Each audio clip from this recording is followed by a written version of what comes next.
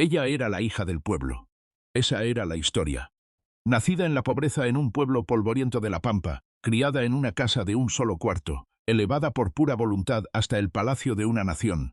La mujer a la que el mundo llama Evita ha sido inmortalizada en más de 400 biografías, y casi todas comienzan en el mismo lugar.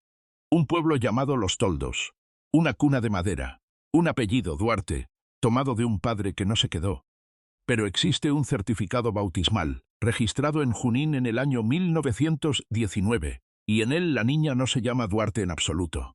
Se llama Eva María Ibarguren, y el padre cuyo apellido el mundo ahora repite, Juan Duarte, era, según su propia partida de nacimiento, hijo de un hombre llamado François Dújar.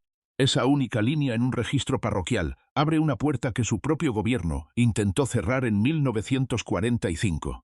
Retengan el nombre Dújar. Volveremos a él. Permanezcan con esto. El registro merece el tiempo. Antes de los documentos, la historia aceptada. Nació el 7 de mayo de 1919, en Los Toldos, un pequeño pueblo agrícola, aproximadamente 300 kilómetros al oeste de Buenos Aires. Su padre, un estanciero llamado Juan Duarte, estaba casado con otra mujer en la cercana ciudad de Chivilcoy. Su madre, Juana Ibarguren, era su compañera de largo tiempo fuera de aquel matrimonio.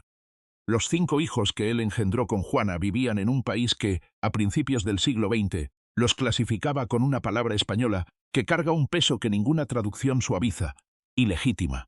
Cuando Juan Duarte murió en 1926, su familia legal les negó a los hijos Ibarguren la entrada al funeral. La historia está documentada. Se repite en cada biografía seria. Es verdad. Esta es la narrativa oficial. Una niña pobre e ilegítima de las provincias se convirtió en la mujer más poderosa de Sudamérica. No necesitamos otra historia para sentir su peso. Y sin embargo, en los años 40, después de casarse con Juan Perón, su certificado de nacimiento original desapareció del registro civil en Los Toldos. Un reemplazo fue archivado en Junín. Los nombres habían sido ajustados. Las fechas habían sido suavizadas. Historiadores argentinos, incluyendo al fallecido Tomás Eloy Martínez, documentaron la alteración en detalle. La pregunta no es si ocurrió. La pregunta es qué se estaba ocultando. Eva Perón no borró su pobreza, le construyó monumentos. Entonces, ¿qué decía exactamente el documento original? La respuesta comienza en un lugar que ella nunca visitó. A finales de los años 90, un genealogista francés llamado Joseph Dújar estaba rastreando la migración de familias vascas del siglo XIX. Desde los Pirineos, no buscaba a Eva Perón, no buscaba política, buscaba solamente a los descendientes de una pequeña comuna vasca en el departamento francés de Pirineos Atlánticos. Trabajaba con registros parroquiales que precedían al propio Estado argentino. Lo que encontró fue una familia que cruzó el Atlántico en los años 50 del siglo XIX. Un hombre llamado François Dújar, nacido alrededor de 1817 en el lado francés del País Vasco, que llegó a la provincia de Buenos Aires y se estableció cerca de Chivilcoy. Su esposa fue Marie Manechena Echegoyen. Su hijo fue registrado el 1 de noviembre de 1858, bajo un nombre que al registrador argentino local le resultó más fácil de escribir. Juan Duarte. No fue una traducción, fue una erosión. El apóstrofo desapareció, el di se convirtió en du, el vasco quedó enterrado dentro de una envoltura castellana. Y la familia, francófona, de raíces vascas, católica, fronteriza, continuó sin él. La hija de Juan Duarte, Eva, nunca usaría el nombre original. No hay evidencia de que lo supiera. Esa es la primera pista, la pista documental. Un nombre, una parroquia, un registro de pasajeros, evidencia silenciosa, acumulada lentamente a lo largo de 2 siglos. La pista genética es más difícil. El cuerpo de Eva Perón nunca ha sido sometido a una prueba pública de ADN. Sus restos embalsamados, después de un viaje por Italia y España que duró más de 15 años, descansan ahora en el cementerio de la Recoleta en Buenos Aires, sellados detrás de acero reforzado. El muestreo directo no está disponible. Este es un desafío legítimo. No puede ser desestimado. Cualquier investigación honesta de su ascendencia debe reconocerlo directamente. Pero la ascendencia genética no requiere del individuo, requiere de la población. En 2011, investigadores que publicaron en PLOS ONE mapearon la mezcla genética de Argentina región por región.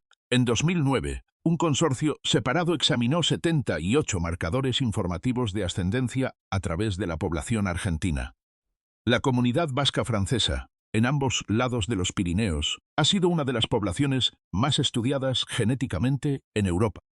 Distinguida por una frecuencia inusualmente alta del haplogrupo Y cromosómico R1b, particularmente el subclado conocido como DF27, que aparece en más del 70% de los hombres vascos y es raro en las poblaciones romances que los rodean.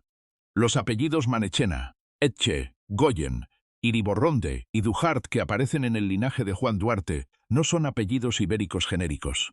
Están concentrados en los registros parroquiales del País Vasco francés en un grado que los genetistas de poblaciones describen como genealógicamente diagnóstico. Los propios nombres portan una señal. Los registros describen una ascendencia. La genética poblacional describe la misma. Aquí es donde las dos pistas se encuentran. Entonces, regresen al nombre del comienzo. La pista documental dice que François Dujart dejó el País Vasco francés a mediados del siglo XIX. La pista genética dice que la población de la que provenía porta un marcador tan distintivo que puede ser identificado a partir de un solo haplotipo. Ninguna línea de evidencia depende de la otra. Ninguno de los equipos, el genealogista trabajando en los Pirineos Atlánticos y los genetistas trabajando en Buenos Aires, buscaba a Eva Perón. Ambos llegaron a la misma frontera. La mujer a la que el mundo llama Argentina. La mujer cuya voz sobre un balcón en Buenos Aires se convirtió en el sonido de una nación, descendía por el lado paterno de un pueblo europeo pequeño, montañoso y ferozmente distintivo cuya propia lengua no es indoeuropea, cuyo propio perfil genético precede al Imperio Romano, y cuyos propios historiadores pasaron el siglo XX argumentando que no eran españoles en absoluto. Hay un detalle más en el registro que casi nadie ha citado. El pueblo donde ella nació, Los Toldos, no fue fundado por europeos. En 1862 fue concedido 12.400 hectáreas del mismo al cacique mapuche Ignacio Coliqueo. La tierra misma, el polvo en el que ella creció, era tierra indígena. Ella era una niña de ascendencia vasca nacida sobre suelo mapuche, en un país construido borrando ambas cosas. El patrón no es personal, es nacional. Había un sistema y tenía un nombre. Entre 1857 y 1940, más de 2 millones de inmigrantes hispanohablantes y vascohablantes llegaron a Argentina. El Estado los recibió con una sola instrucción en la aduana: que sus nombres fueran ingresados en el registro en una forma que el escribano de formación castellana pudiera pronunciar. Los apóstrofos se eliminaron, los apellidos compuestos se cortaron. El vasco se convirtió en español sobre el papel en una sola tarde. En el mismo momento, entre 1878 y 1885, el ejército argentino condujo lo que sus propios generales llamaron la conquista del desierto, la campaña que desplazó a los mapuche, a los tehuelche y a los ranquel de la Pampa Sur, abrió la tierra al asentamiento europeo y reescribió el mapa demográfico del país. La concesión Coliqueo en Los Toldos fue una frágil excepción. Para los años 70, los residentes indígenas poseían solamente el 35% de la tierra que alguna vez había sido suya. La familia de Eva Perón no es un caso inusual, es un caso de manual. Un apellido vasco-francés se convierte en Duarte. Un pueblo mapuche se convierte en una aldea de colonos. Una niña nacida fuera del matrimonio se convierte en un certificado falsificado. Los genealogistas argentinos llaman a este triple borrado blanqueamiento administrativo. No fue una conspiración. Fue una práctica administrativa. Y produjo una nación entera que ya no recuerda lo que era antes de la pluma del registrador. Nada de esto la disminuye. La mujer que fundó una organización que entregaba medicinas a los pobres de un continente, que presionó a Juan Perón para extender el voto a las mujeres argentinas en 1947, que murió a los 33 años de un cáncer que se negó a permitir que detuviera su trabajo, esa mujer construyó lo que construyó. La sangre bajo el nombre no le resta al trabajo de las manos, pero cambia lo que estamos mirando. La niña en la fotografía de su primera comunión, con un vestido blanco sobre el polvo de Los Toldos, era la hija de un hombre cuyo verdadero apellido era Dujart, la nieta de una mujer vasca llamada Echegoyen, y una niña de un pueblo fundado sobre tierra que había sido prometida a los mapuche. Ella era, en un solo cuerpo, 3 historias que Argentina había acordado no recordar.